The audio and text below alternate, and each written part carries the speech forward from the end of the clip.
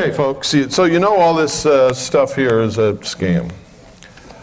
There's lots of scams. The global warming is another scam.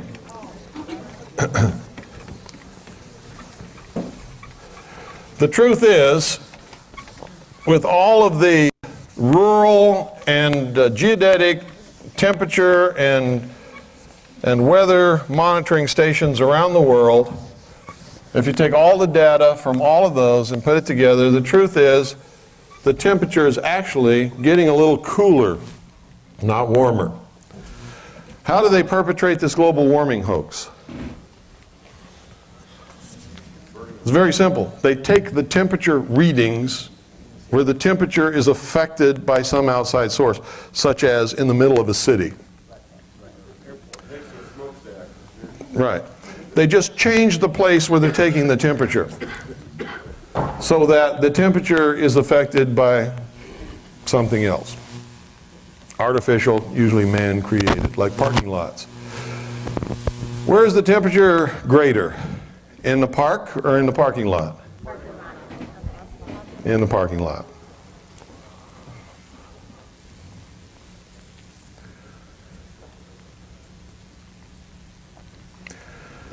Now I want to go a long way back into history now, because I'm going to start with a few things that you need to know.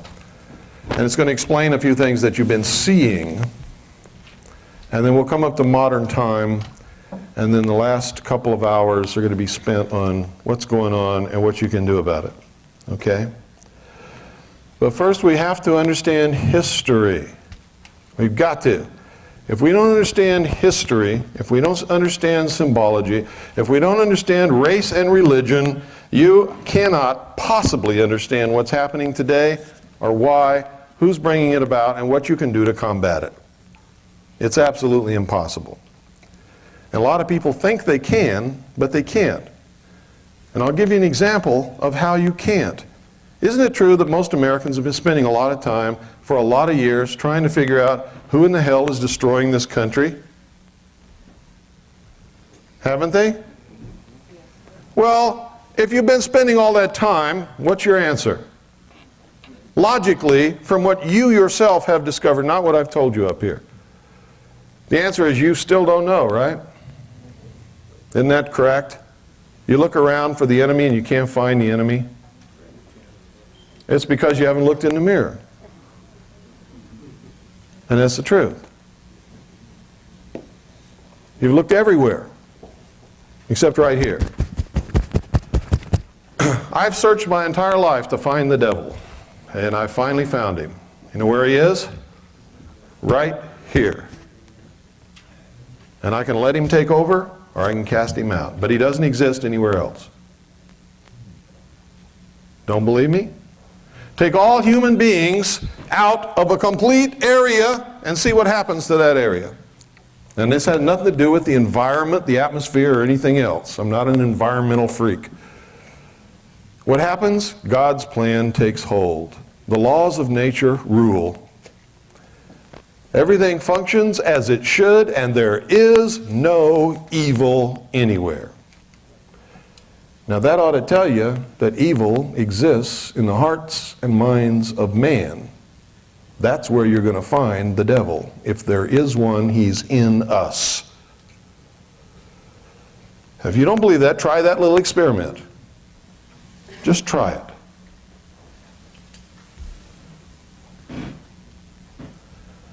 Evil exists only where man exists.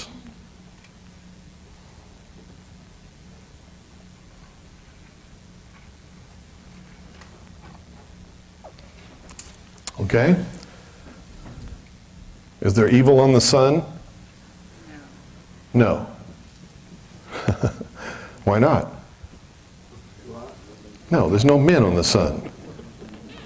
There's no men on the sun. We're not there. The only place you'll find evil is where you find a man or a woman. And the more men and women you find, the more evil you're going to find there. Exists within us. Why does it exist within us? Well, we're going to find out some of it. And we're going to find out why certain things are happening, okay? If we go back as far back into history as we can possibly go,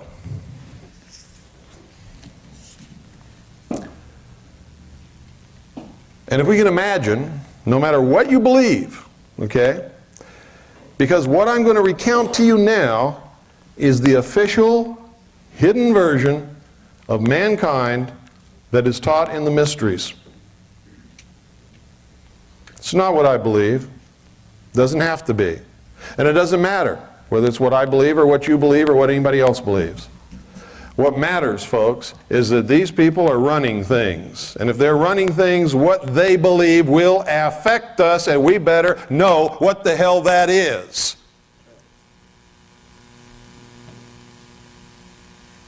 Because that's what's driving them. Drives them. Whatever's driving them that's going to affect us, we have to understand to be able to combat it. A general that goes upon a battlefield without a knowledge of his opposing enemy commander, his abilities, his tactics, his forces, the weapons at his disposal, and the morale of his men, is most probably going to lose that battle. Those of you who have been in responsible positions in the military, you understand that.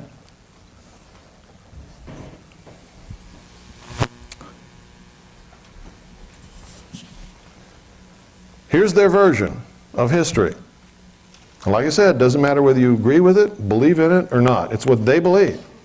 It's what's driving things today. And you better understand it. They believe that way back at the dawn of the history of the human race, there was a golden age. How many of you have heard that? The golden age. So many people read about it in their writings and don't understand what it is and don't even ask a question. They just take it for granted. I did that for years. Golden age. Oh, that's nice. Keep reading, thinking that I understood what I was reading. I didn't understand what I was reading until I figured out what they're talking about. The golden age was the age of innocence in man evolution. This is their story, remember, so don't get upset if you believe a different one. Man could not think. It was an animal. It was innocent. Innocent. He went about his business living according to the laws of nature with the other beasts and animals and plants on this earth. What does religion call it? Garden of Eden. Religion says it's the Garden of Eden. God made Adam and Eve, put them in the garden to take care of the garden. They lived in innocence alongside the beasts of the field and the lions and tigers and the plants and the trees.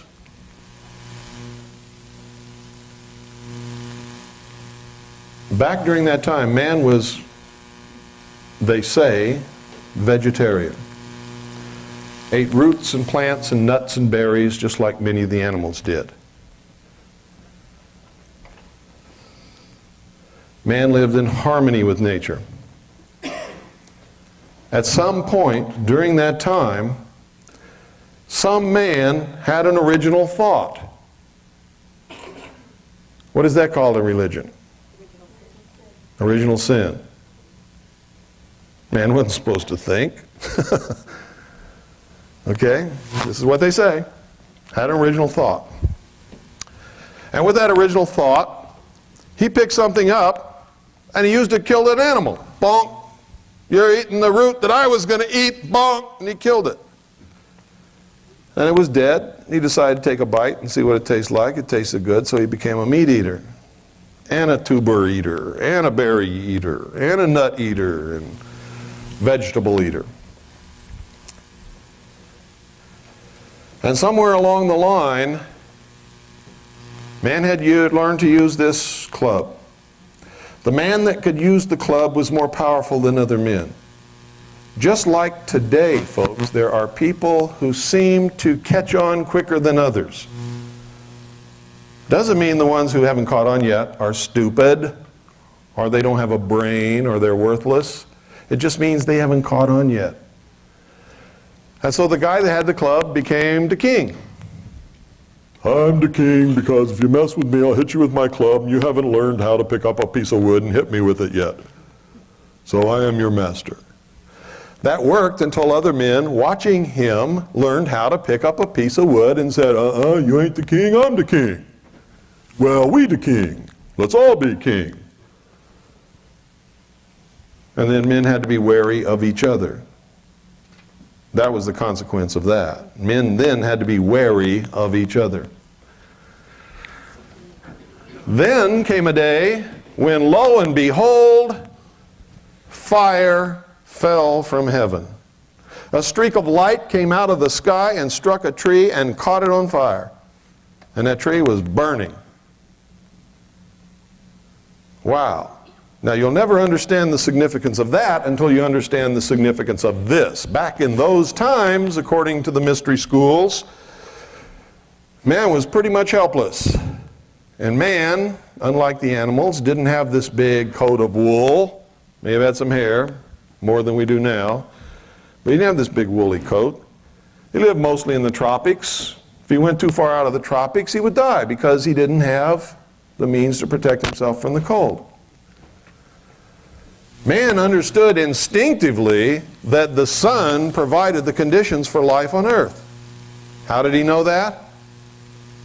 Because when the sun rose in the morning, he was damn thankful to see it, wasn't he? It was warm. And it lit up the earth, and he could see. He could see what he was doing. He could see dangerous animals coming from sometimes miles away.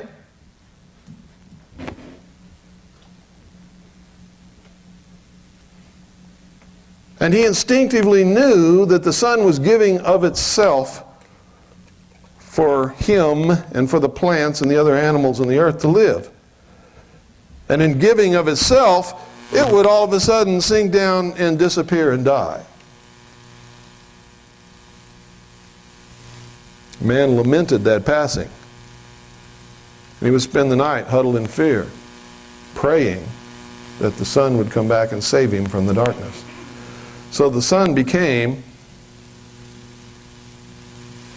the Savior of man as it rose every morning and died every night. Man learned to confront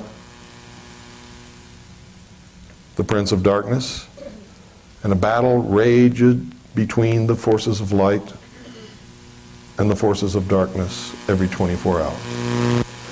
That was the beginning of the first religion according to the mysteries. And the first man who learned to predict what happened in the heavens became the first priest. And the priest was the one who sat the first king on the first throne. By using what? The gift that Prometheus brought to man. Who said that? I heard the word. What is it? Fire. Prometheus is another word for what? Lucifer. How art thou fallen from heaven, O Lucifer, son of the morning? Lucifer was what? The great angel of light. In the mysteries, they believe that the story of Adam and Eve in the Garden of Eden is a metaphor for the evolution of mankind. Now remember, this is what they believe. That man was being held prisoner in the bonds, the chains of ignorance in the Garden of Eden by an unjust and vindictive and terrible God. He was set free by Lucifer through his agent Satan with the gift of intellect, which was brought to man with fire. The story of Prometheus bringing the gift of fire from heaven to mankind is a story of Satan enticing Eve and then Adam through Eve to eat of the fruit of the tree of knowledge of good and evil. In other words, they believe that the great fall of man was not a fall at all, but was a tremendous gift from Lucifer, who is their God. What does Lucifer represent? The intellect, knowledge. Some man went to that tree when it was burning after it was struck by that lightning, after Lucifer was flung out of heaven by God. In Greek, he was called Prometheus, gave the gift of fire to man. Fire has ever since been the symbol of learning, knowledge, intellect. Why do you think every great book of learning has inside the front cover a lamp with a flame, or a torch? Why do you think after they killed him they put an eternal flame on the grave of John F. Kennedy? It represents the conquering of nature and the universe by the mind, the intellect of man. It represents the apotheosis of humanity, the perfection of the race which they seek. Deep stuff, huh? It is deep stuff, but you have to understand it in order to be able to combat it, or to be able to work it to your will instead of being worked to their will.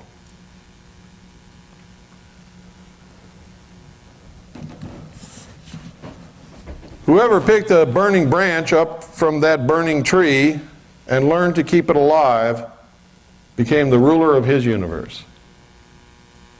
Fire could only come from God. God lived in fire. Fire was God.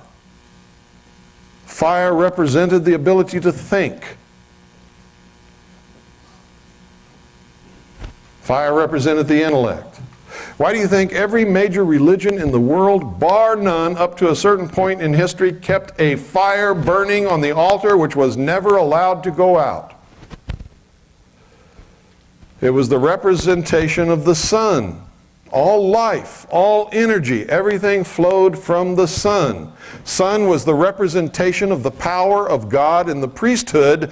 To the common, profane humanity, the sun was God and was worshipped by almost every tribe and nation and people upon the face of this earth.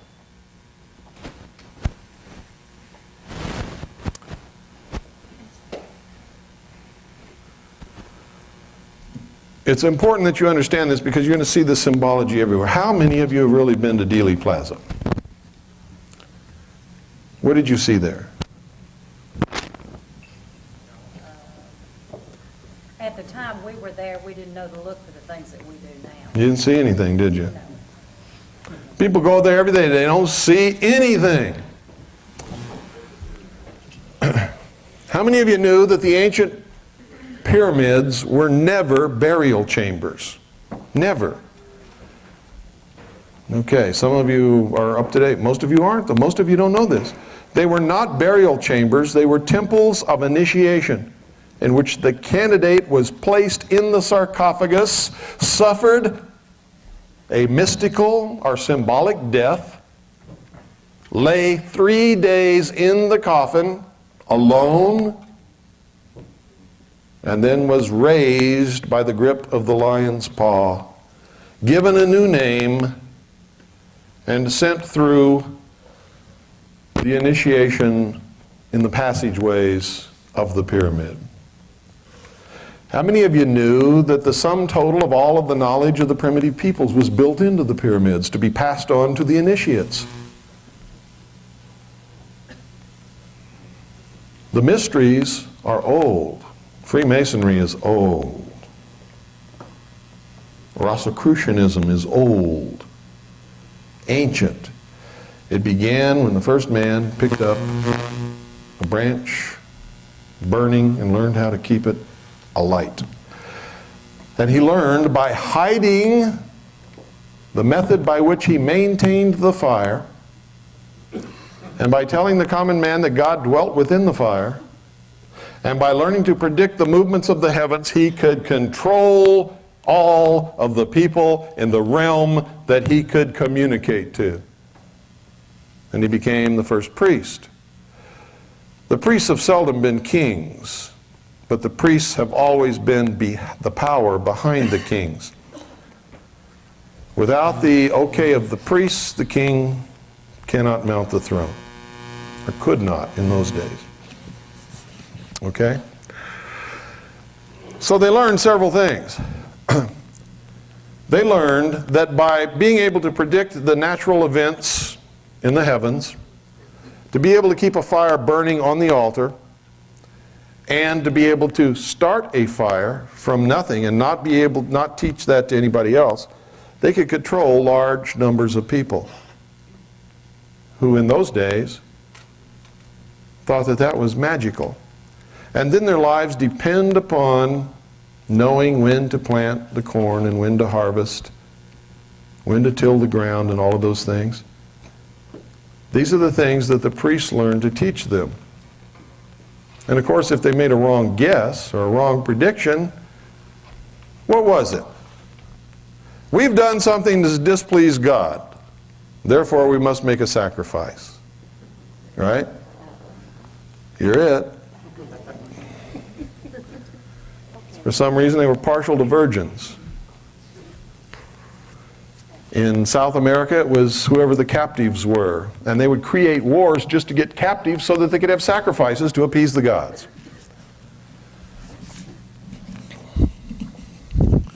All throughout the history of the world, these people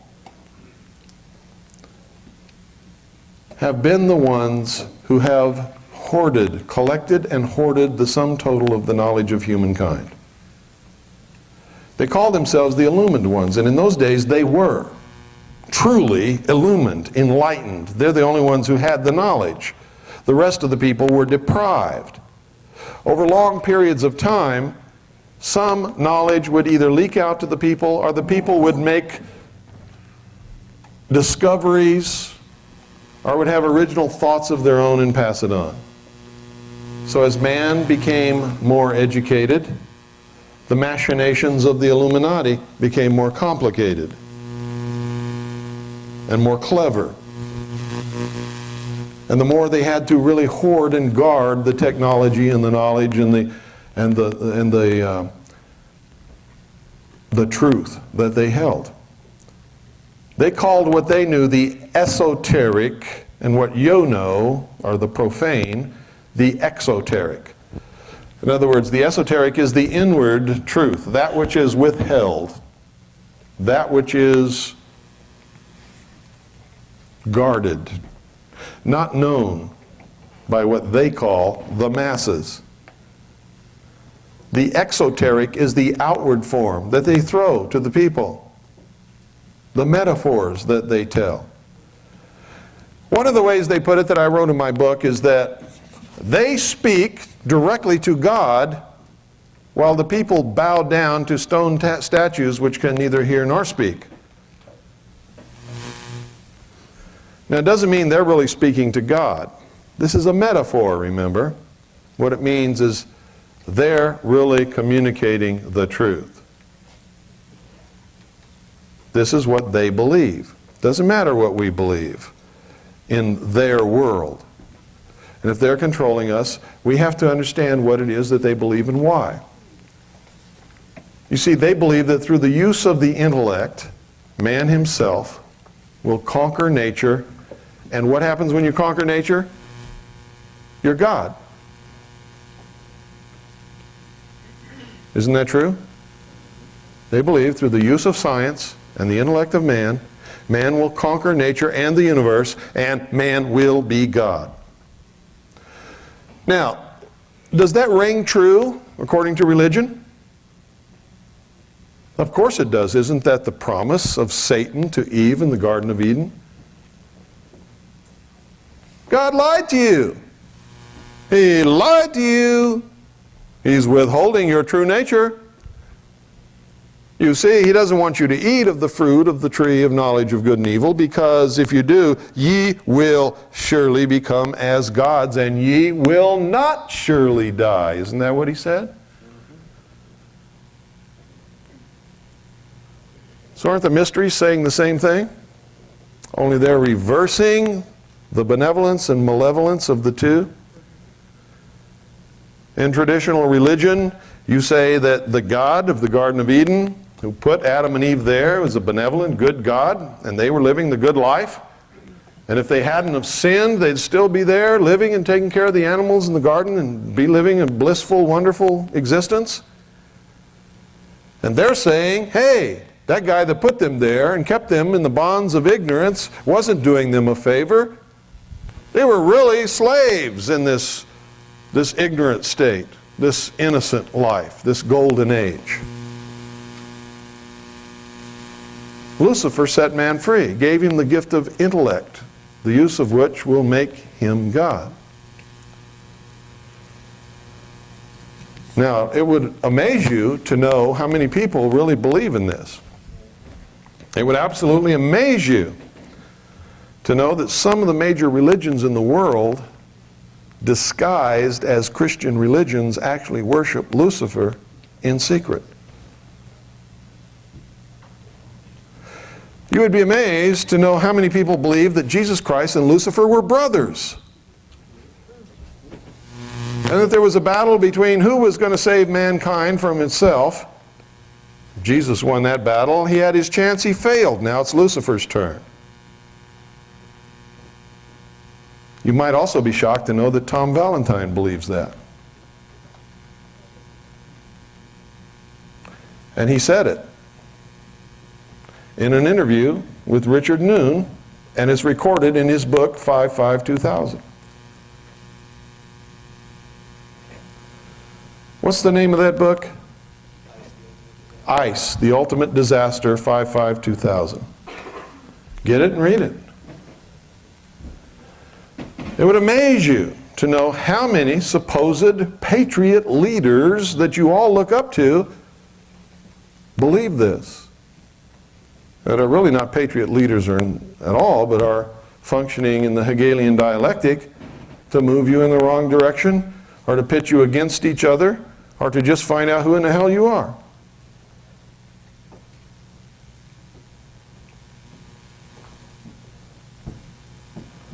There's one that's traveled all over the whole country. And wherever he is the religion of whoever he's talking to. It's true. And some of you know that. When he's talking to Christians, he's a Christian.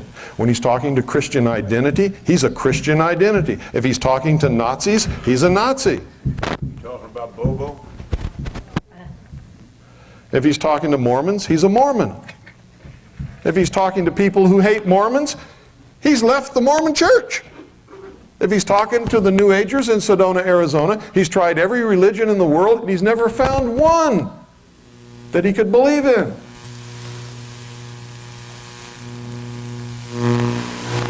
That's Bo Greitz. You don't believe me? Go get all his tapes talking to all these different groups and listen to his own words. Now, I don't care what religion the man is. I believe in freedom. You know what I care about? He's lying to a lot of people. That matters to me. Some people tell me, well, that doesn't matter. He's doing good. I mean, you know, maybe he has some failings. Every time he speaks to a different group, and every time he gets caught, he says he's never going to do it again, but he does. And just recently on his radio show, this man was talking about how he put his son through past life regression and how he believed in reincarnation.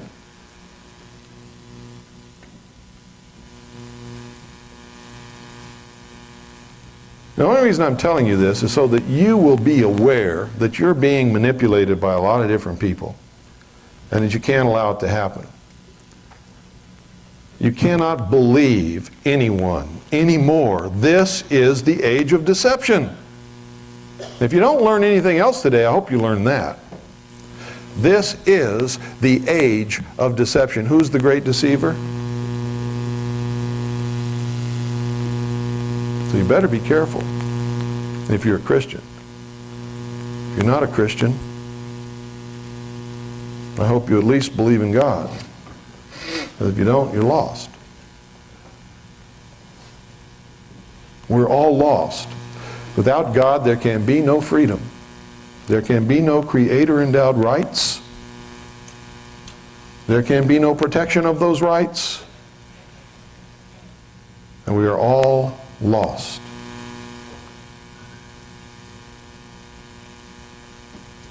I don't know about you. I don't want to be lost.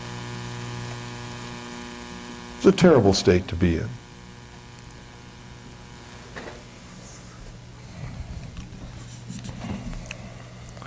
Coming up through history, these people have always been the ones who have guarded technology, who have guarded knowledge.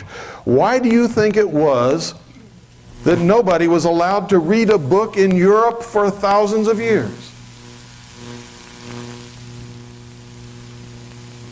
Do you really think that it would have hurt them if the common man could read books? Not just religion, but everything. They couldn't control man with the hidden knowledge anymore. What upset the balance of power in the world more than anything? The printing press. Why do you think President Bill Clinton calls me the most dangerous radio host in America and is sick the IRS, the BATF, and the FBI on me? Because I didn't believe them when they told me that I was just one lonely little person and there wasn't anything that I could do. I've never believed it. Many of you are sitting here thinking that right now. I'm just one lonely little person and nothing that I can do. This is all terrible news, but what can I do? And you'll go home and you won't do anything because you convince yourself that you can't. Well, you see, I just never believed that. I just couldn't believe that because you know why? Because I'm a Christian. Now, I'm not trying to insult you or say that if you're not a Christian, that's bad or anything like that. But that enabled me to come out of it because I looked back at what Jesus Christ, one lonely, helpless, solitary human being, did and enabled me to do whatever I want to do. See, he lit the way for me. So I wrote a book called Behold a Pale Horse. Had this big manuscript. Took me years to write it. Nobody will publish it. Well, I had this crazy feeling that if I was doing the right thing, somebody would publish it. Because I just believe that if you're doing the right thing, God will help you. And it's never failed in my life that anytime I'm doing the right thing, God always helps me, provides for me. If I'm doing the wrong thing, He smacks me down real quick. So somebody published this. Who published it? The enemy. Light Technology Publishing in Sedona, Arizona, a New Age publisher, wanted to publish my book to warn the world about what they were doing to us simply because it had something about UFOs in it and they're really all caught up in that. I started not to put that chapter in there. So the enemy published my book for me. Been stealing all my royalties ever since, but I don't care. Because my goal was not to make money, it was to open people's eyes. I don't care if she steals my money. I really don't. God provides for us, not her. So I published the book. The book made a big hit, I got to tell you. People were so scared of that book, you couldn't get it in any bookstore in this country. Now, folks, I'm telling you this not to build myself up or make you think I'm anything super, because I'm not. But just to show you that if I'm just one lonely little human being with a family that I must support just like you, and I have the same brain that you have, if I can do these things, so can you. That's what's important. Not that I did it, but that if I did it, you also can do it. The whole world was stacked against me. And I mean the whole world. You don't know what attack is. I've been attacked physically, mentally. We've been intimidated, followed. We've had weird people show up at our door at 2 o'clock in the morning with purple hair. We've been shot at, shit on, and everything else that you can imagine. We've been called every name in the book. I have been attacked by the White House, the FBI, the ATF, the IRS, the Communist News Network, CNN, ABC, CBS, and NBC, all of the major talk radio hosts in America, Rush Limbaugh, and I'm still here. And if I can do it, you can do it. And when all this started, I thought, God, I've got to counter this somewhere. And then one day there was this Stanton Friedman character on Chuck Harder. And he was just calling me every name in the book. Anti-Semitic, white supremacist, Nazi. And Chuck Harder, yeah, I know about that guy, Cooper. So I called Chuck and I said, hey Chuck, you don't know anything about me. Why do you allow that to happen? And give me 10 minutes on your show just to correct the thing. We don't want anybody like you on my show. Oh, anybody like me? But you don't even know me, Chuck. Well, I know about you. Okay. So I sent him a copy of my book, autographed it to Chuck from Bill. You know, read this. Got a fax from him. I can't repeat what he said in these fax because it might offend some people in here. So I said, okay, I got to get my own radio show. You can't do that. I can't. Why not? You know, radio today is like the road to Galilee. Jesus went along the road to Galilee. He'd find a rock and sit down and start talking. He didn't do what a lot of Christians do today. He didn't go out and try to grab them by the ear and force them to learn and tell them if they didn't learn they were going to hell. He'd just sit on the rock and start talking. And the passersby, the one to keep going, he let them go, never said a word to them. The ones that stopped, he'd just keep on talking. And pretty soon there'd be this big crowd there, and he would teach to them. Well, I found the road to Galilee. It was called a satellite. And I arranged through the Becker Satellite Network to get up on satellite. And I knew that there wasn't a radio station in this world that was going to carry my show. But I was going to be on satellite right there, and anybody coming along that wanted to pick it off a satellite could just do that, you know. And I wouldn't try to force them or make them or anything. And KDNO did it. That's why some of you are here. And a lot of other stations across the country did it. A lot of low-power FM stations did it. And a lot of people in this country have satellite dishes and listen to satellite radio that I never even knew about. First 2 weeks I was on satellite, I knew that nobody was listening to me, and all of a sudden I got hundreds of letters. Whoa! Jesus was right. Find a rock and sit on it and start talking, and somebody's going to stop and listen. He's never steered me wrong, ever, in my whole life. So I had a radio show. Pretty soon, WWCR called me and said, hey, you're hot. We want you on our station 5 nights a week. I said, I don't have any money. Well, we'll put you on for a reduced rate and we'll see how it goes. We still don't have any money. Sat down with Annie and we decided, well, if God wants us to do this, God will provide the money. And so we signed a contract for a year with no money. And we did it, and God provided the money.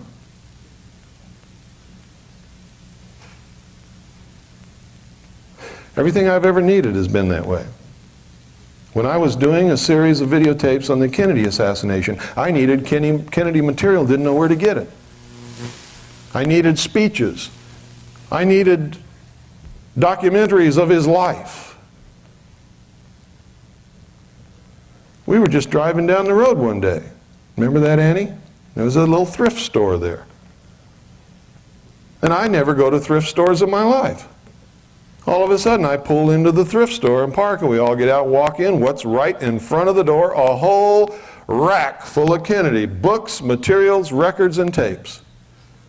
All used, all in various stages of decay and decrepitation, but it's exactly what I needed. And how much did it cost? I bought the whole rack for, I think, like 12 bucks. Now, if you think that happened by accident, you're nuts.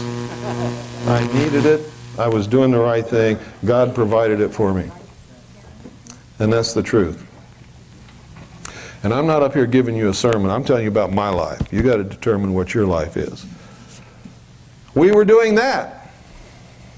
And we were finding out that a lot of people read newspapers, and we're getting the wrong information in newspapers.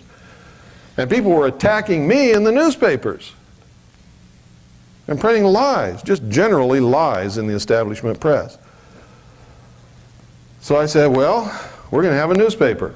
You can't do that. Nobody will carry your newspaper. Nobody will read it. I don't care. I'm going to have a newspaper. So, did a newspaper.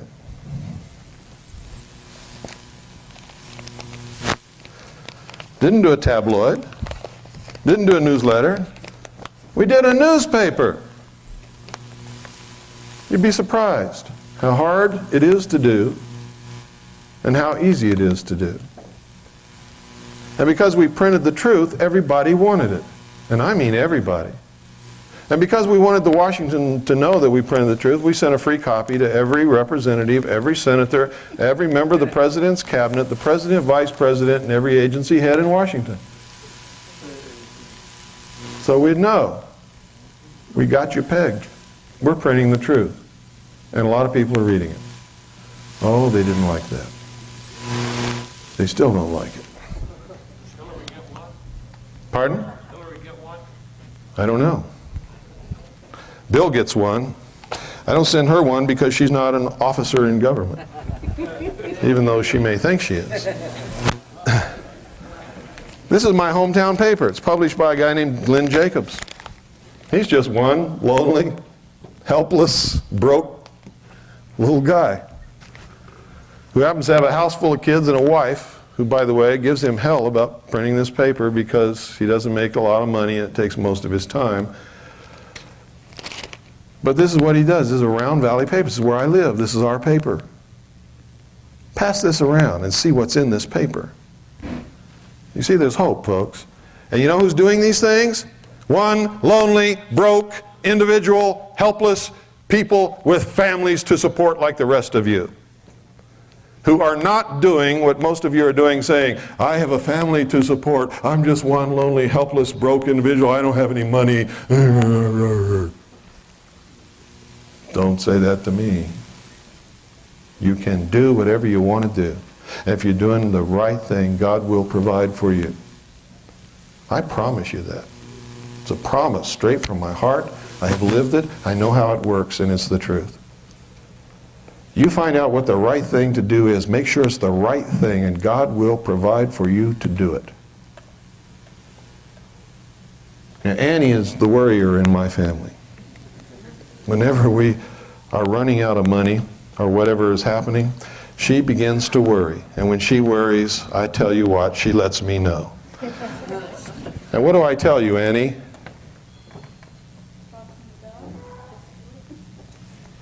Trust in God and just do it. And God will provide.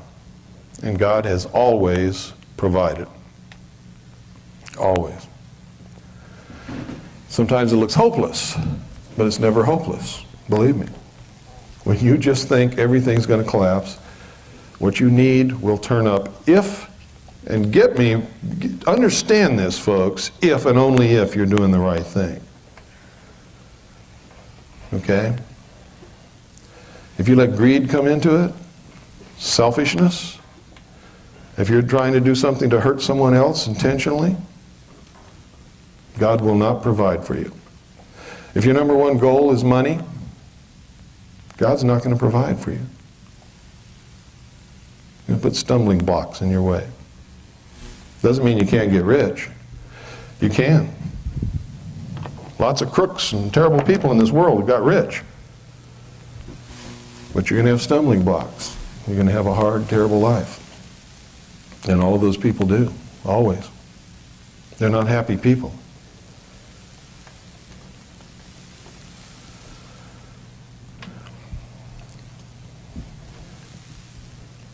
Then we decided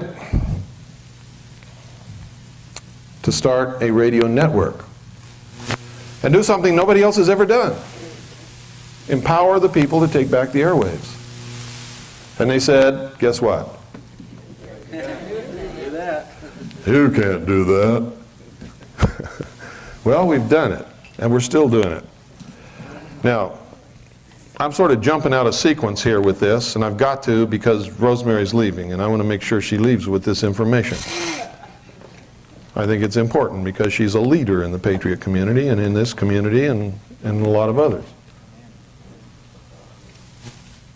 So I'm going to tell you what we're doing, how we're doing it, and how you can be a part of it, and how you can alleviate the burden of expense on you and your community. We decided that 1 or 2 radio stations here and there is not enough. It's not enough to educate the American people, to bring them out of the wilderness, so to speak, and into a place of safety. Because this is the information age. Power is information, not money today. People who don't understand what's happening are going to be the victims in this war. They're not going to have a choice. So we have to give them that choice by giving them information. We have to educate the American people.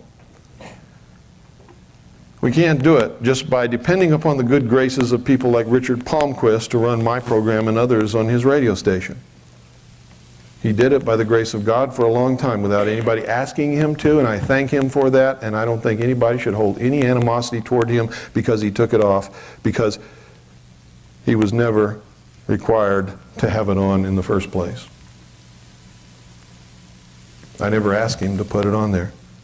He did it because he thought I had a message and he wanted to run it. After a while, I guess money became a problem to Richard. He sent me a bill I couldn't pay because we don't have any money. Nothing. Everything we have is put in trust for the children. Right now, between all 6 of the trusts, I think there's about maybe $4,000 total. And most of that doesn't belong to us. Doesn't belong to us. Subscriptions people have paid to purchase Veritas and other things. It's committed. Okay? But it is important you have your assets in trust.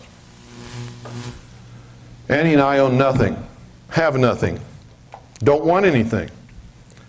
Everything is in trust for our children and for the nation.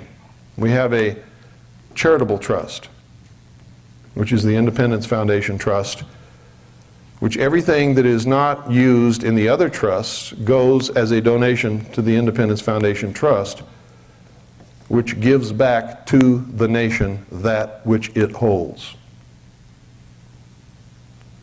Okay?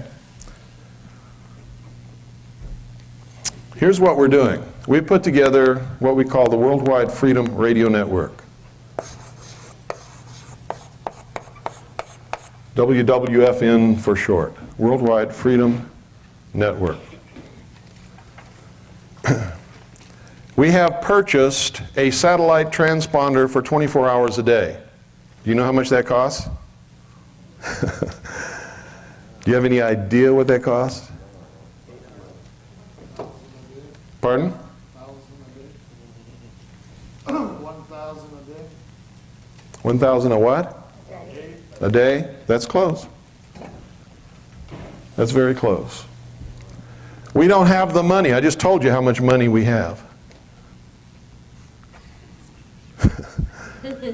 We purchased this for a year. Because we know that if we're doing the right thing, God will provide that money. And God never fails to do it if we're doing the right thing. So we have the satellite transponder. It's satellite GE1, the most powerful satellite in the sky. Transponder 7, write this down, folks. Satellite GE1, transponder 7. 7.56 is the audio frequency, wide band. So it's GE1, transponder 7, 7.56 wide band. We're up there with scheduled programming. We can't put 24-hour-a-day programming up there yet because we don't have the money for the telephone uplink to the transponder, to the satellite uplink to the transponder for a 24-hour day period, it costs us $10 an hour to do that. Okay? So the listening audience so far is making donations and providing in donations $10 here, $5 there, $50. I think there's been a couple of $100 donations in order for us to put additional programming up on the satellite. The programming that's up there is paid programming. Any of you in here who have ever dreamed of having your own radio show can now realize that dream. We only have one rule. You don't say anything on our network unless you can document it. If you can't document it, you don't say it. If you make a habit of saying things you can't document, we just take you off the network. Other than that, you're welcome to broadcast on our network. We don't even have to agree with what you say as long as it's true and you can document it. Okay? For you to have your own radio station, or own radio show, I should say, on our network costs you $30 an hour. That's the lowest rate in the industry in the world, not just in this country, in the world. It is not only the lowest rate, but it undercuts the lowest rate by so much it would amaze you. The next lowest rate is $65 an hour on Jeff Baker's Amerinet.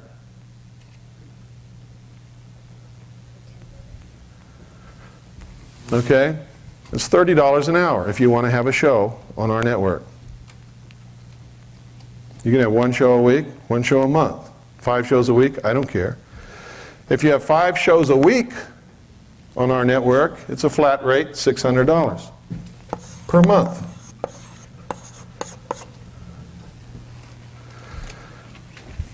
Where does that money go? Where's the money go? Goes to pay for the satellite. Not one red cent of it goes in my pocket or anybody else's. Period.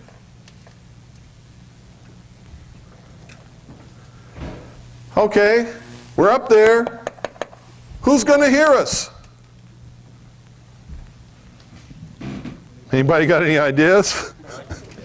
With satellite dishes? No. We have created a network of affiliate radio stations made up of you. Micro broadcasting on FM bands. Okay? We now have over 700 affiliates. Over 700 affiliates. Some of them outside this country in foreign countries. Some of them in Canada, some of them in Mexico. Okay.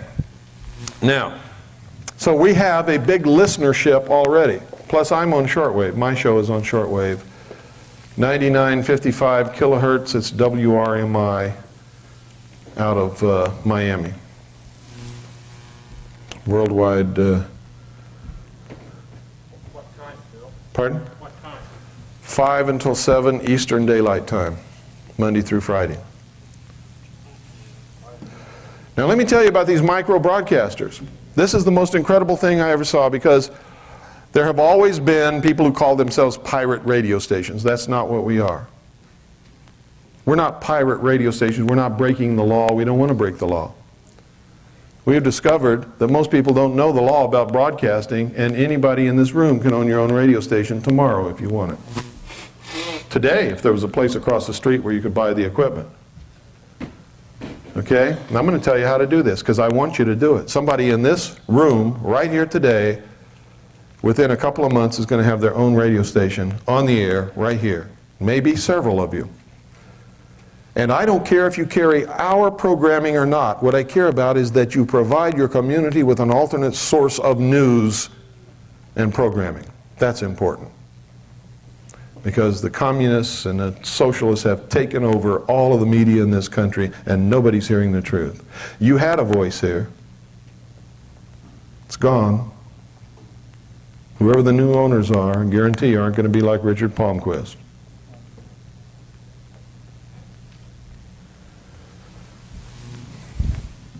Some of these stations are so small that they only transmit a couple of blocks from the transmitter. How many houses are in a couple of blocks? Quite a few people live there, huh? So even though they're not transmitting to a whole city, if they're transmitting a couple of blocks in every direction, they're hitting a lot of people. And if they provide programming on a regularly scheduled basis, those people can always know that they can tune in at 6 o'clock and hear this program. Right? That's what's important. You can't just decide, well, we're going to broadcast 2 hours tonight, and then we're going to be off the air till Friday, and then Friday morning we're going to broadcast an hour, and then on Sunday we're going to broadcast 6 hours. Because if people don't know that you're always going to be on the air at these certain times, they're just simply not going to tune in anymore. So you have to provide continuity. Okay? Some of these micro broadcasting stations are broadcasting out to 1/4 mile in every direction from the transmitter. Some of them are going out 5 or 6 miles in every direction. They're hitting a lot of people. Some of them are going out 10, 15 miles in every direction. We have one of our affiliates made the Arbitron ratings recently. We have 4 stations that are broadcasting with 90, 95 watts of power, which is powerful.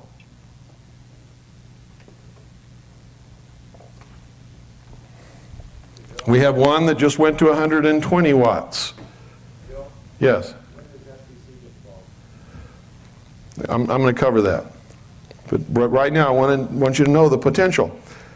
When you hit 100 watts, you're on your own. Because that's when you've come into the purview of the FCC, but only under certain circumstances. Okay? Here's what we discovered by studying the law.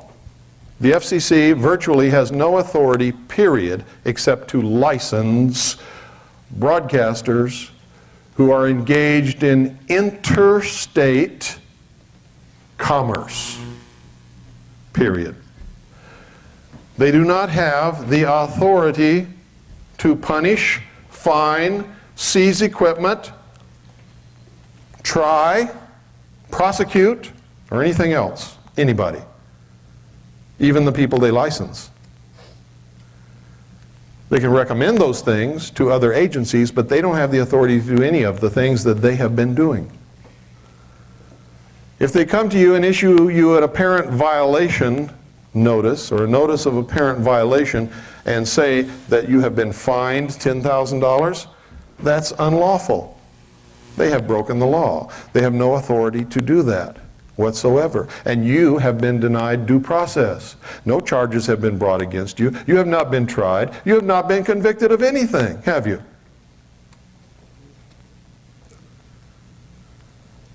When confronted with someone who knows the law, these people run like hell. It's happening all over the country. You would be amazed at how quickly this is growing into a groundswell of grassroots broadcasting. And who started it? One lonely, broke, helpless individual with a family to support who didn't have the money. I got on WWDCR and said, this is what we're going to do. You guys are all going to go out and buy these little broadcasting transmitters, and we're going to start this, and we did. And it's a success. How many of you, are there anybody in here listening, that listens on one of our FM affiliates? Anybody in here from any place? Okay, this is unusual. Usually there's at least one or two. We're on the air between 5 and 7 p.m., my show, we have other shows, 5 and 7 p.m. Eastern Daylight. There may be a low-power broadcaster in this area who's carrying our programming. I don't know. Go through your FM band slowly during that time. If you hear my voice, you've got a station near you.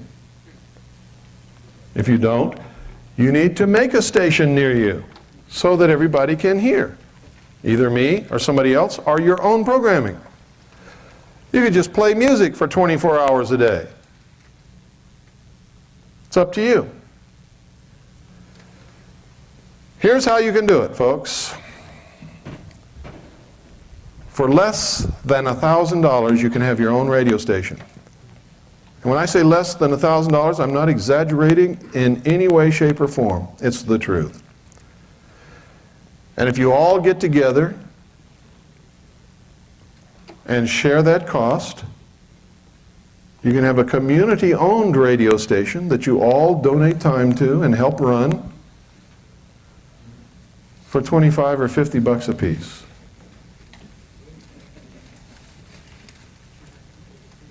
Okay? You must be less than 100 watts to be safe.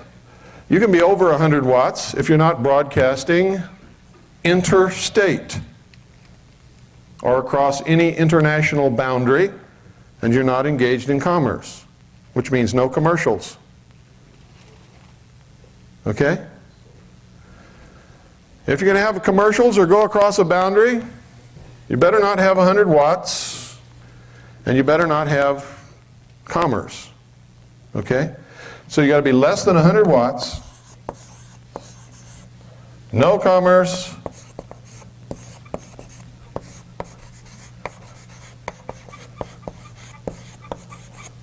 and it's got to be intrastate.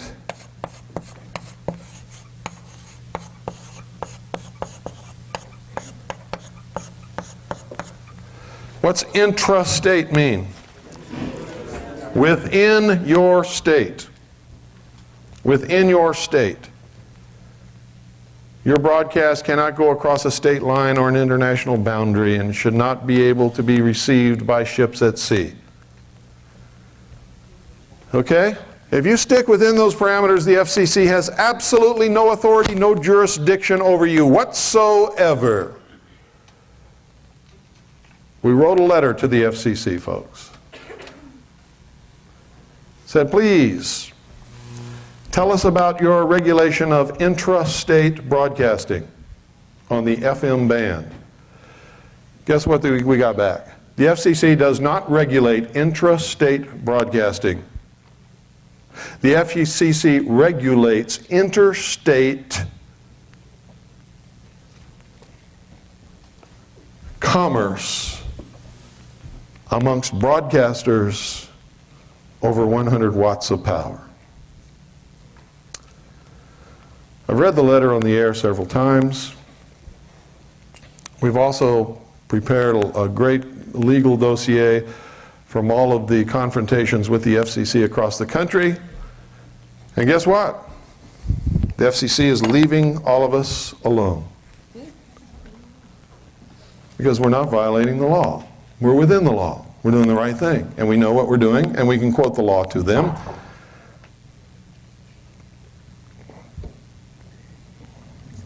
And they don't want to see us in court.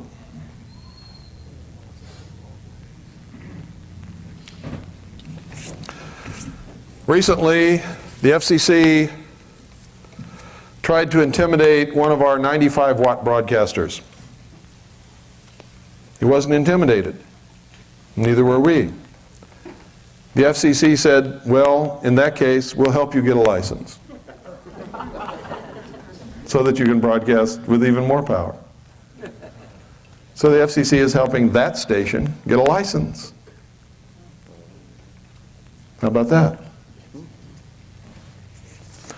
I have a station in Eager, Arizona, 101.1 FM. 101.1 FM Eager.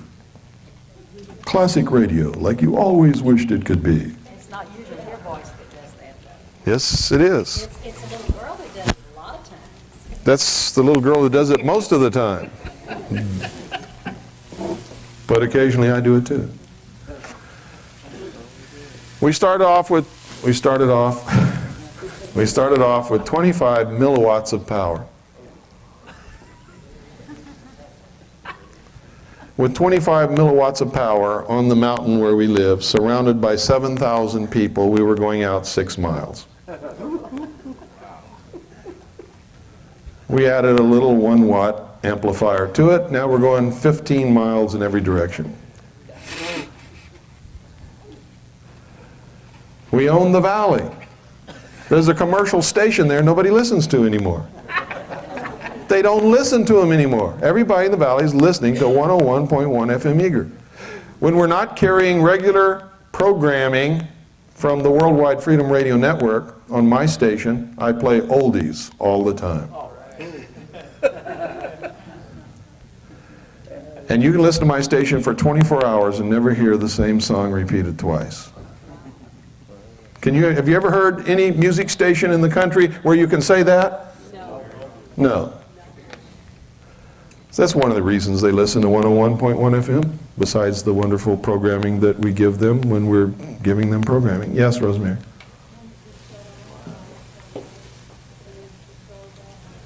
Can they shut off the satellite? Yes, they can. I know that probably as good as they have done that to me. When I have really been hitting them with some hard programming that they just don't want the American people to hear, they have turned off that transponder just as cold as if you stepped into an ice water shower. And there's nothing you can do about it. But they don't do it all the time, and they don't do it that often because they don't want anybody to know that they can do it. So as frequently as they do it, they only do it when I'm really into something that's really dangerous to them. And they can always say that it was some technical glitch or something. Yes? Pardon? Oh, wow, there's all kinds of satellites up there all over the sky, folks. And there are people who do nothing but make their living brokering transponders on satellites. They sell satellite time. So you have to, the way we found out is just by word of mouth. I wanted to get on the radio. I didn't know how to do it, and somebody said, well, call this guy Becker in Kansas. I called him. That was the first satellite I ever was on. After that, they've been calling me for years. You want to buy some satellite time on blah, blah, blah, blah? You want to be on the Inspiration channel? We would sure like to have you on the Outdoor channel. How much is it? $600 an hour. No, thank you. Goodbye. But God always provides. Okay, now you're going to be amazed at how cheaply you can do this. Now, if you don't think these prices are cheap, you go down to your local satellite dealer and ask them what their prices are. Cheapest price they can give you, okay? Here's what we can give you. We can give you an 8-foot, excuse me, it's a 7-foot, isn't it, Annie? 7-foot Orbitron dish, which is the best there is. We can give you a 7-foot Orbitron dish. We can give you the cables. We can give you the satellite receiver. This receives audio and television. You can just forget about all this, purchase our satellite system, and destroy your mind with TV if you want to. It's up to you. You can get everything from us to set up your satellite dish and receive any satellite you want, but we want you to get our programming and rebroadcast it, or rebroadcast whatever you want from anywhere you want. Marinette's up there. I think the Freedom Radio Network's up there. You don't even have to get a satellite receiving station if you don't want to. You can just set up your own radio broadcasting station, and you can be the announcer, talk show host, religious preacher, anything you want to be on radio on your own station, or you can buy tapes from other people and play them. Pardon? I don't know. I really don't. Okay, so now we can sell you a complete satellite receiving station for, I believe it's, what is it, Annie? $580, something like that? No, it's more than that. I think it's between $565 and $580. But you can write us at that address and we'll send you the exact price, okay? Because I didn't come here to sell you this stuff. I came here to let you know that it's available. I'm also letting you know that you can get fantastic deals from people who already have satellite receiving stations, the dish, the receiver, everything, who have gone to this little bitty dish and want to get rid of their old one. Sometimes you can pick up the whole system for $150. You see, I'm not trying to sell you ours.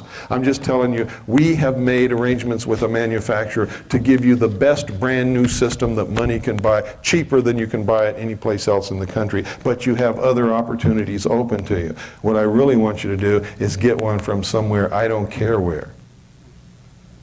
If you don't get it from us, it won't hurt me. But if you get one, no matter where you get it from, it will make me very happy. Because it opens your horizons. It expands your horizons. You're not locked in to just the stations here or just the radio here. Every radio program in the world is on satellite. You didn't know that, did you? Rush Limbaugh's up there. Everybody. That's how radio stations get their radio transmissions now, off a satellite. Every television program you ever dreamed of is on satellite. It's all up there. Okay? If you think cable's great, you ain't seen nothing. We sit on our mountaintop with our little remote control.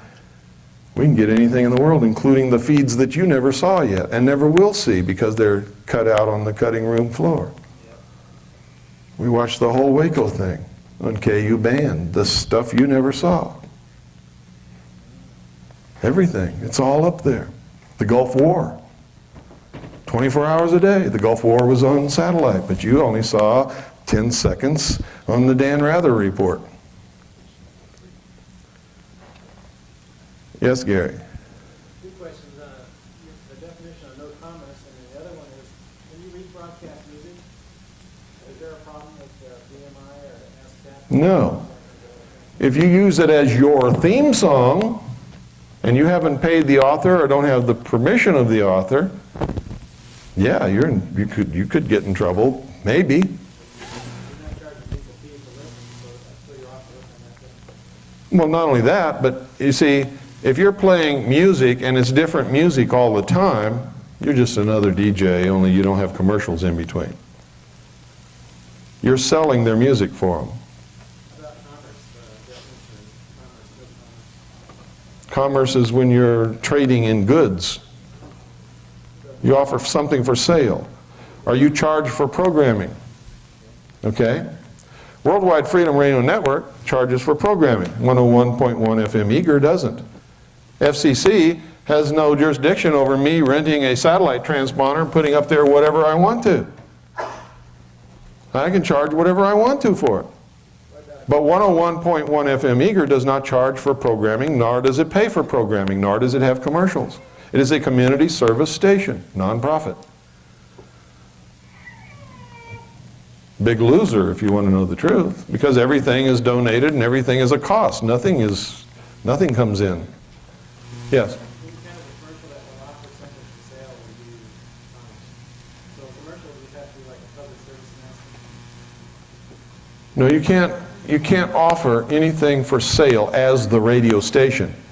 You can carry network programming that has commercials.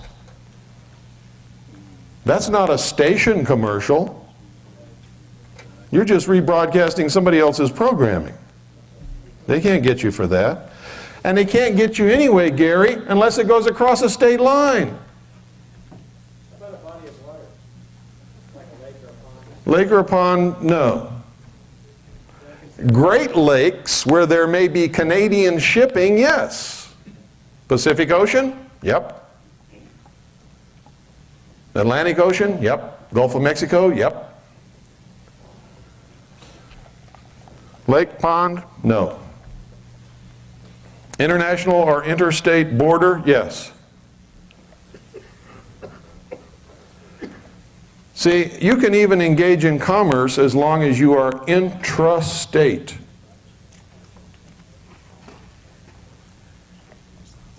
You understand what I'm saying? You can't get in trouble with commerce unless you're going across a state or international boundary or a large body of water such as an ocean or the Great Lakes. The FCC is only authorized to regulate interstate commerce. Period. They are not authorized to regulate anything intrastate, and that goes for most or all agencies of government. Now, your state can regulate this, but so far we have not found one state who regulates radio broadcast one way. And the people to check with is your state utility commission. I can tell you right now, the state of California does not regulate one-way FM radio broadcast, period. Yes? What about UN Bible Study? Is that international? No, not yet. Yes, Rosemary? I'm sorry, I can't hear you. Does one way mean they cannot call you? You mean, it's one-way broadcast. For instance, it's not walkie-talkies. You don't have a transmitter and a receiver to which we are talking back and forth on. It's a broadcast from a central point out and nobody answers back. That's what that means. She meant for your own telephone, I believe. You know, could they call you up? Absolutely, yeah. Sure they can call you up. Can you ask for donations? Yeah. Let me say this once again. As long as you are broadcasting intrastate, you can pretty much do whatever you want to do. I would not recommend exceeding 100 watts. If you go across a state boundary, now you're getting into some touchy territory. You can cross a state boundary if you're not engaged in commerce.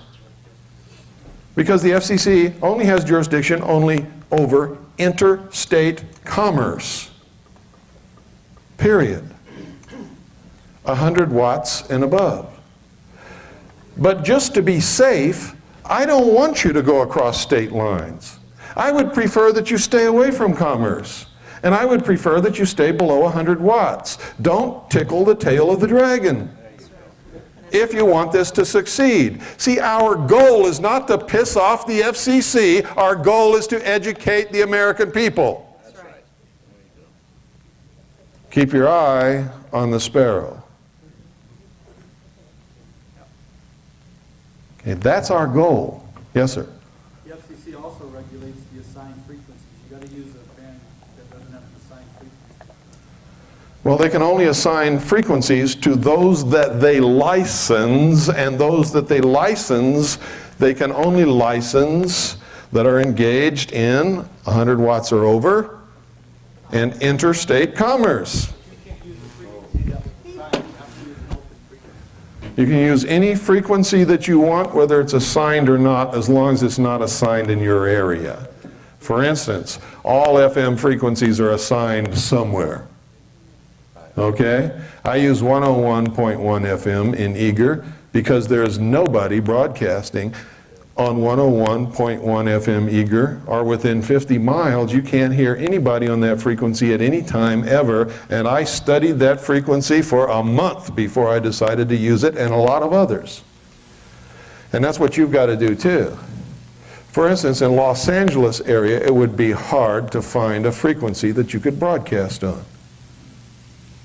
It'd be very difficult. Because I guarantee you, there's something on almost every FM band in Los Angeles. But here in Delano, you could study all the available frequencies several times a day and during the night, and you could drive out and make trips all around studying the reception on these frequencies for about 30 days, and you can come up with a frequency that's clear that you can broadcast on, that's not going to interfere with or hurt anybody else. And you don't want to do that. You don't want to interfere with somebody else's broadcast. That's not what we're about. We're about freedom, right? That's right. You don't want to broadcast on a frequency where somebody else is already broadcasting. Why would you want to do that? Well, Yeah. by doing that, you take off your own listening audience because the other stronger frequency is probably overriding time to time, even though you're broadcasting. Sure. What you want to do is do what I did. You want to find, like in our area, there's a 96.5 and there's a 101.7. Or excuse me. It's 101.7. That's right. 96.5, 101.7. So people driving through that area or listening to radio will go back and forth between them. And most radios have that automatic button. You punch the button and it'll go to the next broadcasting station. I captured a huge audience who thought they were going from 96.5 to 101.7, and it locked on my frequency. And before they understood that they weren't on 101.7, they were hooked on my music and programming. So there was a method to my madness. And you also want to stay at the higher end of the FM spectrum, because at the lower end there's a lot of what are they, public broadcasting stations on the lower end of FM. And they're all over the country. And a lot of people listen to them. Okay? There's also such a thing as harmonics, so you want to make sure you have a good transmitter. Now, I've already told you what you can get the satellite receiving system for. Let me give you some prices for transmitters. This is going to frost you. I'm going to give you the price for my transmitter, the one I have. It's the only one I recommend anymore. Not because I have it, but because we have recommended others because they were cheaper, and it just doesn't work out. Okay? This one, if you put it together yourself, is $249.95. It's a kit. 25 milliwatts. Okay? This is a kit. This is a professional radio station. It's about this big. It has all the filters, everything in it. It sounds as good or better than any commercial FM station you've ever listened to in your life.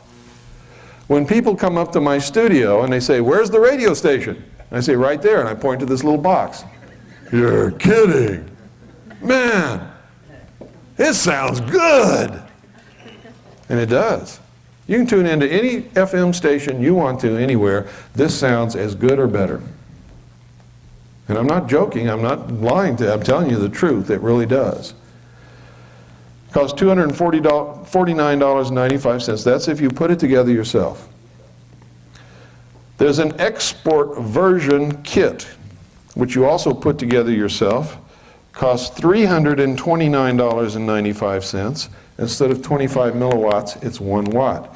But you have to send a letter telling them that you're going to export the radio. Okay? So you know what people do? They phone their friend in Arkansas. Say, "I'm going to send you the money. I want you to order this from Ramsey." Send them a letter saying you're going to export this radio. When they get it, they send it to you. It's been exported from Arkansas to California. You told the truth. There's also one. It's the high-power export version, fully wired and tested, assembled. It's $399.95. Again, you have to send them a letter saying you're going to export that transmitter. Okay? Or they won't sell it to you. Pardon? They're just covering themselves in case the FCC gets antsy. They don't want to be blamed for selling you a radio that you might use to try to broadcast over a commercial station frequency and interfere with somebody else and get in all kinds of legal tangles. That's why. It's called CYA. Are these set up to just hook a linear 2 or an amplifier 2? Or You can hook whatever you want to. These are the basic unit that you can go ahead and amplify then? no, this isn't a basic unit. This is a really professional transmitter. Well, what I mean is, it's only putting out 1 watt or whatever. Can you go ahead and run a linear to that? You can run it into an amplifier, but you have to make sure that it's built for FM transmissions. You can't, I don't believe that you could hook this to like a CB linear amp. No. Okay. That's AM. Yeah. Okay, the antenna. They make an antenna that is built especially for this transmitter. It's called the True Match FM broadcast antenna. By the way, this is Ramsey. You can call them and get their catalog. Let me give you their number. It's 800-446-2295. 800-446-2295. Ask them to send you a catalog. Remember, the only transmitter that I recommend is the Super Pro FM stereo radio station. That's the only one I'll recommend to you. We've tried the FM10, we've tried the FM25. If you have a super wizard that can put those together and not make any cold solder joints or anything like that, they'll work fine. But we're finding out that a lot of people aren't able to do that. Okay? So, what we recommend is a Super Pro FM stereo radio station. I don't get a penny from Ramsey. They don't even know that I'm doing this. I'm sure they'd be happy if they did know.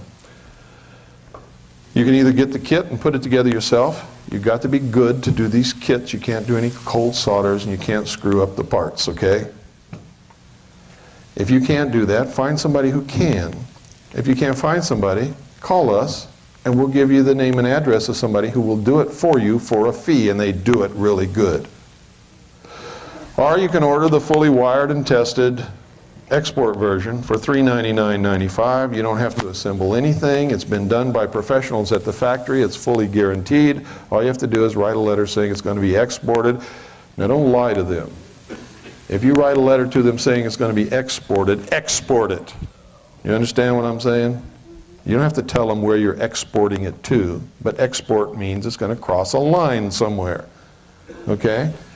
Tell the truth, export it, because I will not be a party to lies. I just won't be. Do they have a website? No. True Match FM broadcast antenna. This is a kit also. It's easy to put together. I did mine in about an hour. It is fantastic. It is really great. Costs you $39.95. It's matched to the transmitter. Now, if you want a 1-watt amp, which will give you more power, here's what I recommend that you do. First, you go to Radio Shack. Radio Shack has a little unit that costs you $12.95. It's one of those things you hook up when you're running like over 100 feet of cable between your VCR and your television set. Get the one that's 10 decibels. Now they have a 10 decibel, they have a 20 decibel, and they have a 30 decibel. Get the 10 decibel. You get the 20 decibel and the 30 decibel, you're going to screw up. Believe me. I've already tried it. I made the mistakes. I ruined some equipment. Learn from me. Get the 10 decibel inline amplifier, which means it has one cable going in, one cable coming out. There's nothing else on there. It's not a splitter. And it's built for amplifying FM, stereo, and television through cable over 100 feet. Okay? You run your antenna cable from your transmitter to this unit, and then a short line from this unit to a 1-watt amplifier, which I'm going to give you right now. 1-watt amplifier, wired, tested, and in a case, $99.99. See, when I told you it's under $1,000, I wasn't joking you. $99.99 for a 1-watt linear power booster, wired, tested, in a case. And that's the LPA 1-watt. Now, when you get that, you also have to get the 12-volt DC wall plug adapter, which is the AC 12-5 for $9.95. That's it. You mount your antenna where you want it to be. The higher the better. You run your cable down to your 1-watt amplifier. Everything else is in line. You hook up your mixer and your CD player or your tape player and your microphone and all that kind of stuff that you're going to use to broadcast with, and you're on the air. Now, I'm not counting anything else because everybody's got that already anyway. Everybody's got a cassette deck, don't you? If you don't, they're really inexpensive. CD players today are inexpensive. You can go to Radio Shack and get a little bitty mixer, 30, 40 bucks. That's it. You're on the air. You're on the air. If you have the satellite receiving station, you can get our schedule. And when we have scheduled broadcasting on satellite, all you got to do is turn on your satellite and plug it into your mixer, and we're on the air. When we don't have scheduled broadcasting, you can put whatever you want to. But understand this, if you're going to have a radio station, have a radio station. If people can't count on tuning to that frequency and hearing something, they will soon not tune to that frequency. You got to have something there. How do you do that? How do you play music 24 hours a day? Well, you get a 24-disc CD changer and 24 CDs, and you put them in there and you turn it on. You adjust your volume levels and you walk away, and that thing will play music for 24 hours and you don't have to do anything. Everybody on town, well, who's watching the studio? God watches my studio. 24 hours a day.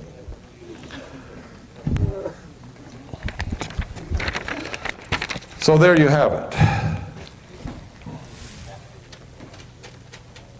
What happens if you have a power outage? What happens if you have an earthquake? What happens if a volcano erupts?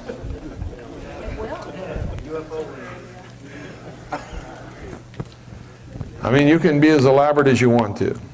If you want to, you can hook up an automatic starting secondary generator that will turn itself on when the power trips off. And you can have a backup, what do they call it, a UPS, like computer guys do, to make up for that interval while the generator's starting. And you can never have interrupted anything. I mean, you can get as elaborate as you want to. I just gave you simple basics. You can do what you want to do.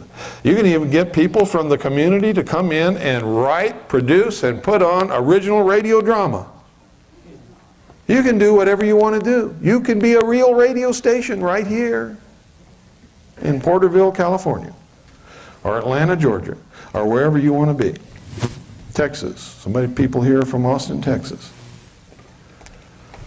Okay? So within a month or two, I expect to have some of you people on the air. You should call my secretary at this number, 520-333-4578. It's 520-333-4578. If you're going to do this, we'll send you our package for being an affiliate station, including all the legal briefs and a whole bunch of other stuff, and our schedule of programming, and help you in any way that we can. 333-4578. Area code 520. Yes, ma'am. There is one already operating just north of here in Ivanhoe that he does. Yes, you're right. We do have an affiliate in Ivanhoe. Yes, we do. So you've heard that station. Well, I know him, so I remember. Okay, yeah. Yeah, we do have an affiliate station just north of here, not very far. John Galt Jr. That's right.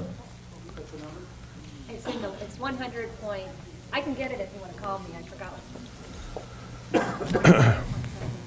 Okay, does anybody have any questions about low power broadcasting, Worldwide Freedom Radio Network, any of this that we've just discussed? I want to get that out of the way because I don't want it to interfere with what we're going to be doing later. Yes, sir. Broadcast from the mountaintop? Pardon? If you live near a mountaintop, can you broadcast from the mountaintop? That's the best place to broadcast from. The higher your antenna is, the farther your broadcast will go, and the less power you have to do it. So the higher you can get your antenna, Can you do it with batteries?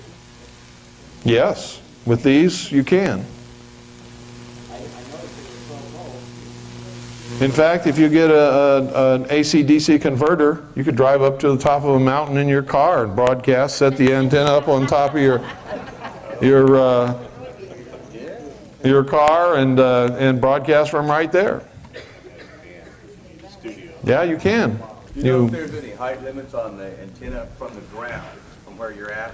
In other words, can you be over 50 feet? Can you be over 100? I don't know. You have to talk to the people in your area. Yes, Gary. There's limits on I guess certain the frequencies. instructions on the antenna tell you how to ground it so you don't electrocute yourself. Well, I can't tell them everything. There's some things you're going to have to learn, folks, in doing this. And most of it comes in the directions with the kits and things. But you should, do a little bit more than just a cursory look at this. Because you do need to ground your antenna. You do need to take precaution against lightning. You do need to make sure that when you put your antenna up, it's not near any power lines. Okay? A lot of people have been killed trying to hoist up an antenna mast, and it gets out of their grip and falls against a power line, and you got crispy critters all over the lawn. And it doesn't make your wife very happy. Okay? Any other questions? Yes, sir.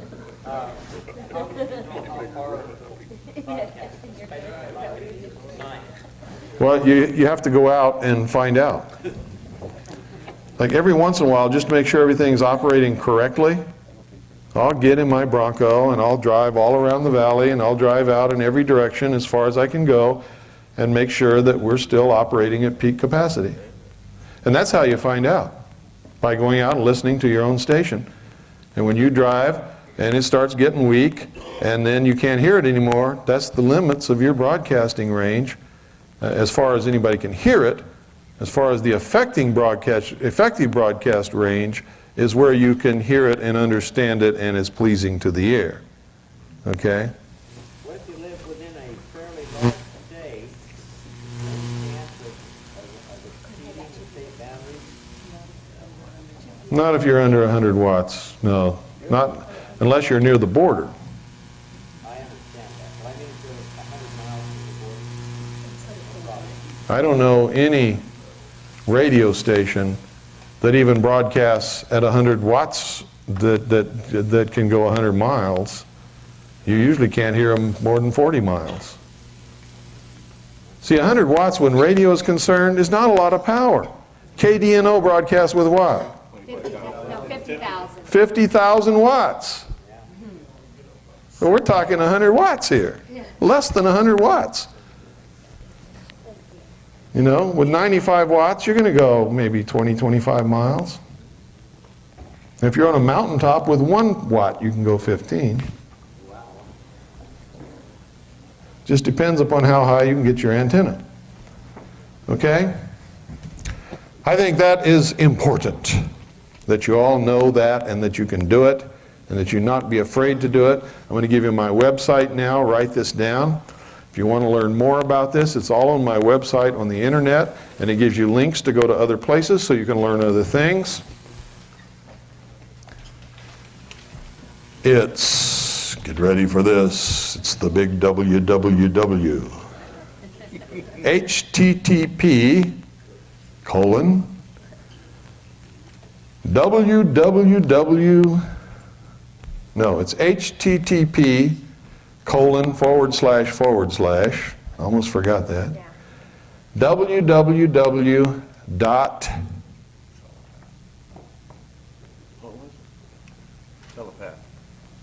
telepath.com/believer. http://www.telepath.com/believer.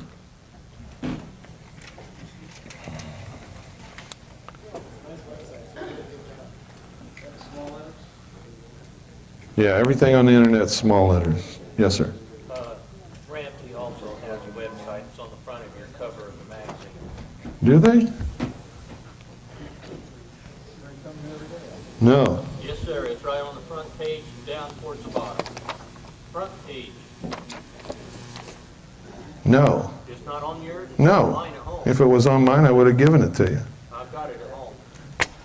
Evidently, they haven't sent me the new catalog yet. Okay, if there are no further questions on this, let's take a short break and then we'll come back and get into some more meat of the matter. I am routinely attacked by white supremacists, real white supremacists, because I won't support their racist viewpoint. And because I won't support their racist viewpoint, I get letters like, I forget what they call them, your children are, pardon? Mongrels, that's right. Your children are mongrels. And when we take over the nation, we're going to kill all the mongrels. And you're a race traitor because you married a Chinese woman.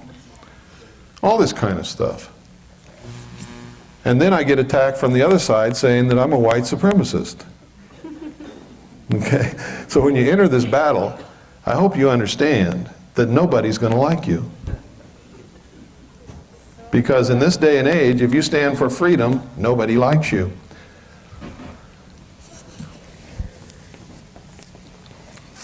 Now I'm going to talk about the militia. How many in here are in the militia? I am. I'm not afraid to admit it. Okay, I'm going to talk about the militia. If you're not in the militia, you need to be. If you are in the militia, you need to reorganize your thinking, because I guarantee you, you've got the wrong concept of what the militia is, and you're probably operating illegally, unlawfully, unethically, and probably maybe even immorally. And I say that based upon past experience with other militias around the country, not knowing anything about your militia, and with the added CYA thing that I could have been wrong about that. But most probably I'm right. Now, what's wrong with a militia? Nothing, that's right. What is the militia?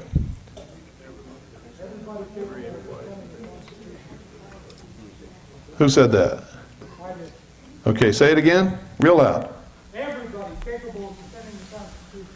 That's correct. That was the concept in the founding of this nation, was that the people would act as their own defense. That there would never be a standing army. Why? Because they saw what standing armies could do to a civilian population to enslave them and destroy them in Europe. And they wanted to start what? A new world. They want to get rid of all of that stuff. So they gave us freedom. It's a great gift. They knew we would probably throw it away, but they wanted to give us all the tools to make sure that we could keep it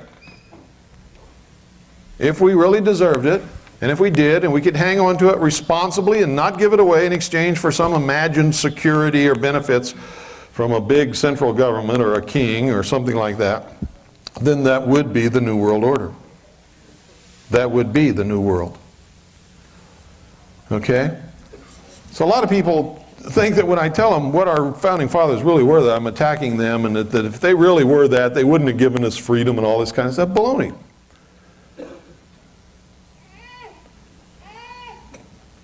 They understood human nature. They gave us our freedom, knowing that human nature is to give it up in exchange for a promised security, even if it means we have to go into slavery. Because they understood what it took me a long time to figure out, because I really didn't understand all this in the beginning either. And usually I find the true answer by just looking within myself. Don't we usually spend the first 20 years of our life trying to get away from home and become free and responsible? Doesn't everybody, their big dream is, gee, I'll be glad when I'm out of Daddy's house and I can go where I want to, and I don't have to be in by midnight, and I can drive my car, and, you know, isn't that true? How many of you think that's true? Good. And isn't it also true that once we get out there and understand what's really required and how responsible we are and how hard it is, that we spend the rest of our life trying to find somebody that'll take care of us? Huh? Isn't that true? Not anymore. Good. Isn't that why a lot of guys go in the military? Oh, I'm leaving home and it's a hard world out there. No, I'm going in the service. They'll give me a bed and food and all that kind of stuff and send me around the world, and I get to see everybody, have a girl at every port, and boy, it's fine, huh? That's why they got the Gulf War system.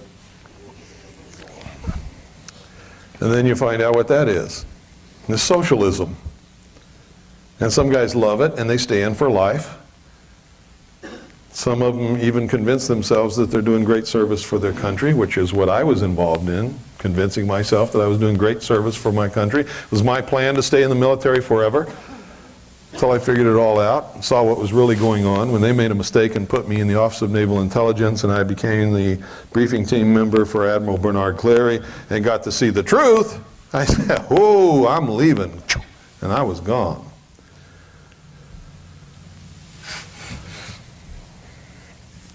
That's why you can't depend upon these guys sitting around the VFW and the Veterans of Foreign Wars and the American Legion halls to help us in this battle. They spent their life in the military. They are socialists. All they give a damn about, and I don't care if it pisses you off if you're one of them, because it's the truth, and I'll stand and duke it out with you face to face over it if you want to. It's the truth. The only thing they give a damn about is sitting around in those halls, getting drunk and telling lies about how brave they are and getting their retirement check every month. They have been trained to be socialists, and they are going to be good little socialists forever. Okay? It's the truth. Absolute truth. Anybody who's receiving a government check is not going to help us in this battle. That includes old folks on Medicare and everything else.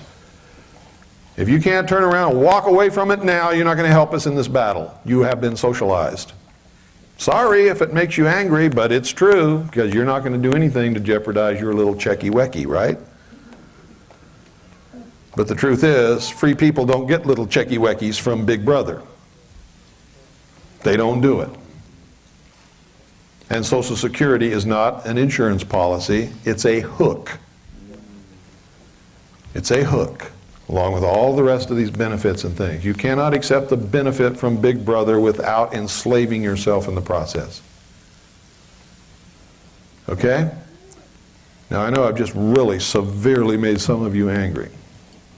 But I promised you I would do that when I came in, and I never ever go back on my promise. So I want you to think about that. For some of you, it may be too late. If you're up into your elder years and you haven't done anything in your life to save any money to provide for your old age or your retirement or your medical expenses, because you were promised Social Security, didn't think you had to, then maybe you don't have any way out of that. And I don't have any answers for you. And I truly feel for you in my heart, because you're engaged in a conflict within yourself. But most of you in here aren't in that situation.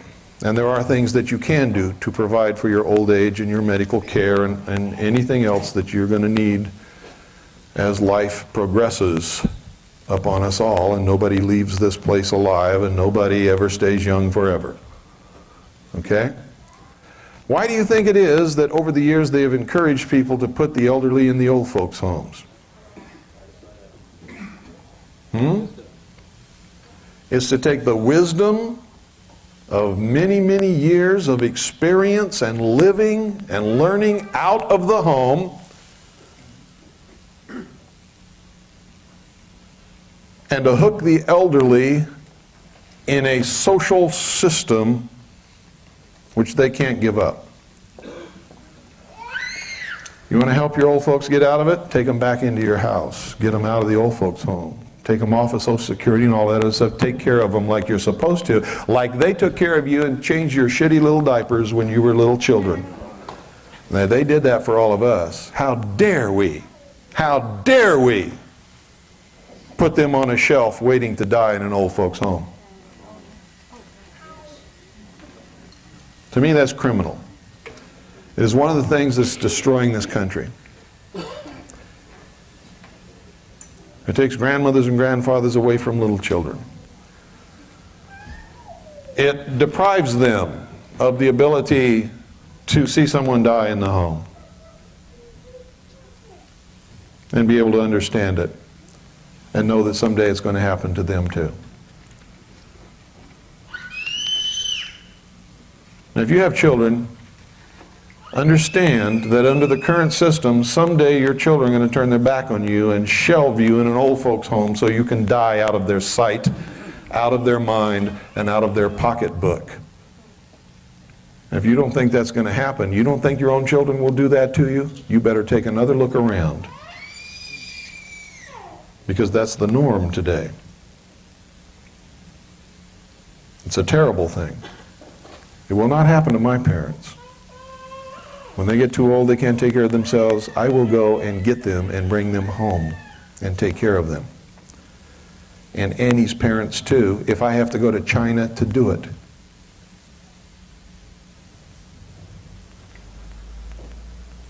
That's not a boast, it's a fact in my family. And it should be in yours.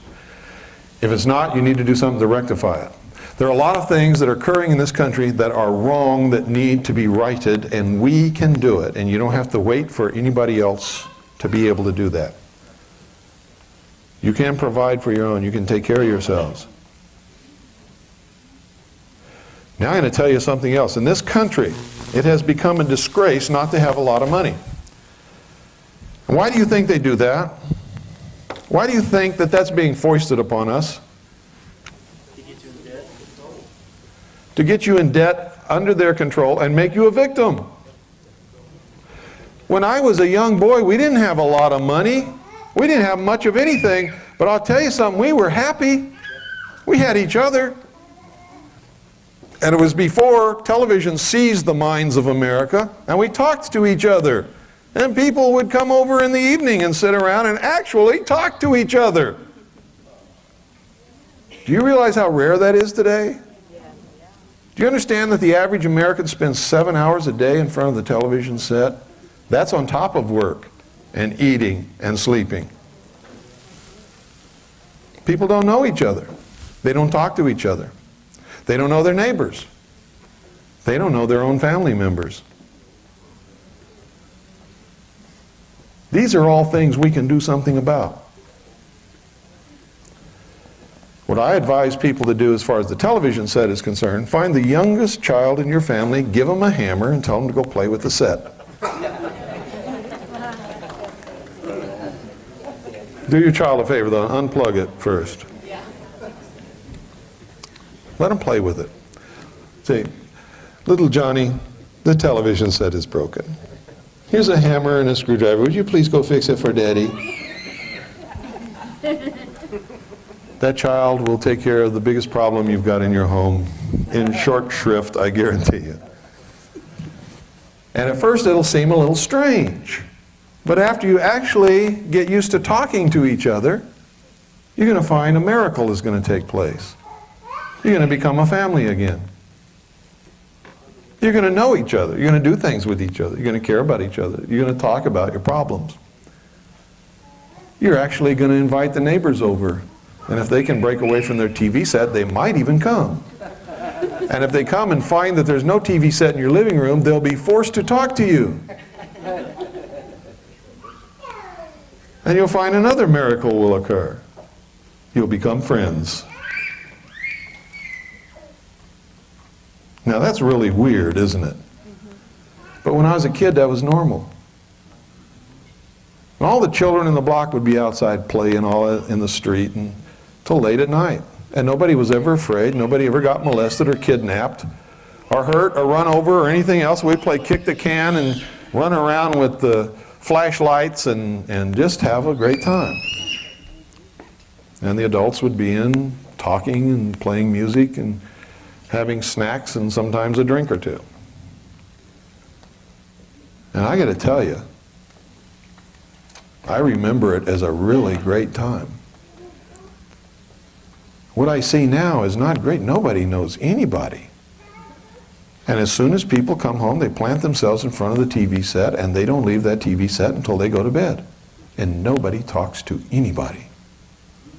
And everybody's afraid of everybody else because that's all you see on TV is everybody killing everybody else, right? It is absolutely true that what children and people, adults, see on TV will make inroads into their lives. It will desensitize you to accept things that you never would have accepted before because you are bombarded with it on television 24 hours a day, and so it becomes a normal part of your life. And so when it happens in your neighborhood, it doesn't bother you. And that's one of the main purposes of all of this. We got to pause for about 30 seconds while they change the tape.